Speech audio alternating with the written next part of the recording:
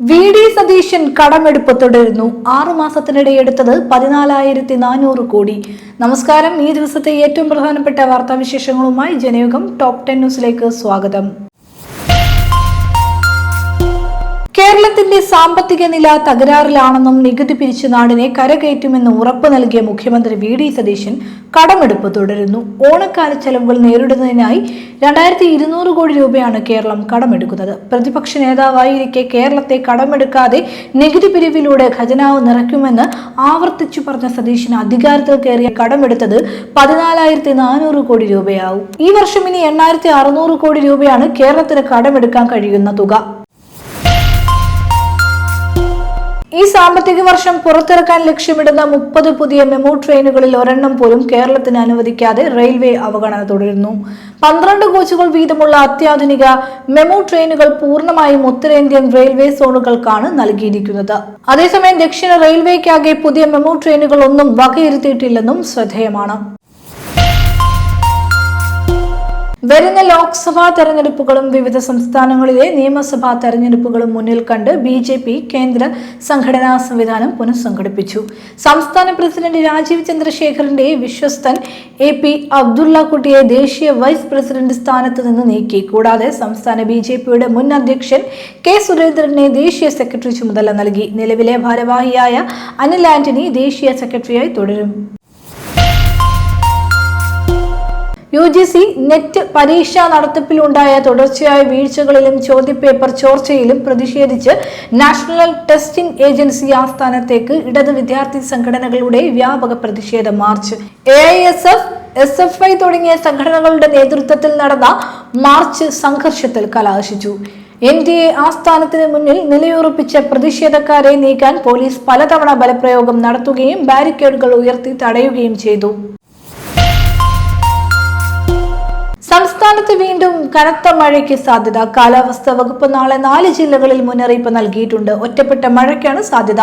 കോട്ടയം, എറണാകുളം, കണ്ണൂർ, കാസർഗോഡ് ജില്ലകളിൽ യെല്ലോ അലേർട്ടാണ് നൽകിയിരിക്കുന്നത്. ഇന്നൊരു ജില്ലയിലും ശക്തമായ മഴയ്ക്ക് സാധ്യതയില്ല.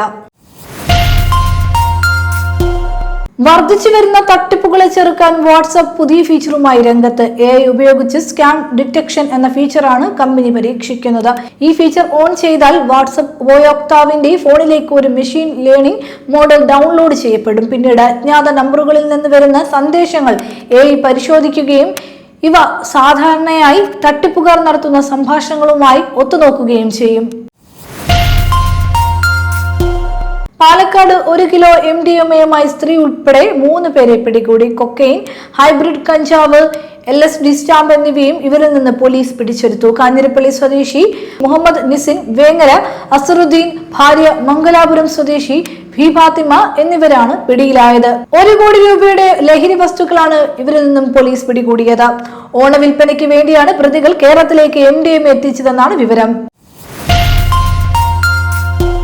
സംവിധായകൻ തരുൺ മൂർത്തിയും നടൻ മോഹൻലാലും വീണ്ടും ഒന്നിക്കുന്ന ബിഗ് ബജറ്റ് ചിത്രം അതിമനോഹരത്തിന്റെ ശബരിമല സന്നിധാനത്തെ ചിത്രീകരണത്തിന് അനുമതിയില്ല. സന്നിധാനവും പരിസര പ്രദേശങ്ങളും പെരിയാർ കടുവാ സങ്കേതത്തിന്റെ പരിധിയിൽ വരുന്നതാണെന്നും പരിസ്ഥിതി ലോല മേഖലയിൽ സിനിമാ ഷൂട്ടിംഗ് അനുവദിക്കാനാകില്ലെന്നുമുള്ള ഹൈക്കോടതിയുടെ ഉത്തരവ് ചൂണ്ടിക്കാട്ടിയാണ് വനം വകുപ്പ് അനുമതി നിഷേധിച്ചത്. നേരത്തെ തിരുവിതാംകൂർ ദേവസ്വം ബോർഡ് കർശന ഉപാധികളോടെ ചിത്രീകരണത്തിന് പ്രാഥമിക അംഗീകാരം നൽകിയിരുന്നെങ്കിലും കോടതി വിധി മുൻനിർത്തി വനംവകുപ്പ് തടസ്സവാദം ഉന്നയിക്കുകയായിരുന്നു. കേന്ദ്ര സർക്കാരിന്റെ കാർഷിക വ്യാപാര നയങ്ങൾക്കെതിരെ സംയുക്ത കിസാൻ മോർച്ചയുടെ നേതൃത്വത്തിൽ ആരംഭിച്ച കിസാൻ ബച്ചാവോ പദയാത്ര ഹരിയാന അതിർത്തിയിൽ പോലീസ് തടഞ്ഞു. ഭാരതീയ കിസാൻ യൂണിയൻ അധ്യക്ഷൻ ജഗ്ജിത് സിംഗ് ഡെല്ലോവാളിന്റെ മേൽനോട്ടത്തിൽ ആരംഭിച്ച സമാധാനപരമായ കാൽനട ജാഥയാണ് പഞ്ചാബ് ഹരിയാന അതിർത്തിയിലെ ഖനൌരിയിൽ ഹരിയാന പോലീസ് ബാരിക്കേഡുകൾ ഉയർത്തി നേരിട്ടത്. നിർദ്ദിഷ്ട ഇന്ത്യ-US വാണിജ്യ കരാറിൽ നിന്ന് കാർഷിക ക്ഷീര മേഖലകളെ പൂർണ്ണമായും ഒഴിവാക്കണമെന്നാണ് കർഷക സംഘടനകളുടെ പ്രധാന ആവശ്യം. യുദ്ധത്തിനിടെ കഴിഞ്ഞ മാർച്ചിൽ കാണാതായ ഇറാൻ വ്യോമസേനയുടെ 2 പൈലറ്റുമാരെ ഖത്തർ തടവിലാക്കിയെന്ന ഇറാന്റെ ആരോപണം തള്ളി ഖത്തർ. യുദ്ധത്തിനിടെ ഒരു പൈലറ്റ് കൊല്ലപ്പെട്ടെന്നും 2 പേരെ കാണാതായെന്നും ഇറാൻ നേരത്തെ പറഞ്ഞിരുന്നു. എന്നാൽ ഖത്തർ ഇവരെ തടവിലാക്കിയെന്ന ആരോപണം ആദ്യമായാണ് ഉന്നയിക്കുന്നത്. യുദ്ധത്തിനിടെ ഖത്തറിന്റെ വ്യോമാതിർത്തി ലംഘിച്ചതിനു പിന്നാലെ കാണാതായ പൈലറ്റുമാരെ കണ്ടെത്താൻ തിരച്ചിലിന് വ്യോമസേന അനുമതി തേടിയെങ്കിലും ഖത്തർ അനുവദിച്ചില്ലെന്ന് ഇറാൻ സേനാ ജനറൽ മുഹമ്മദ് ബാർഗിർസദ പറഞ്ഞു. ജനയുഗം ടോപ്പ് 10 ന്യൂസിലൂടെ വീണ്ടും കാണാം. കൂടുതൽ വാർത്തകളും വിശേഷങ്ങൾക്കുമായി ജനയുഗം വെബ്സൈറ്റ്, യൂട്യൂബ്, വാട്സ്ആപ്പ് ചാനലുകൾ സന്ദർശിക്കുക.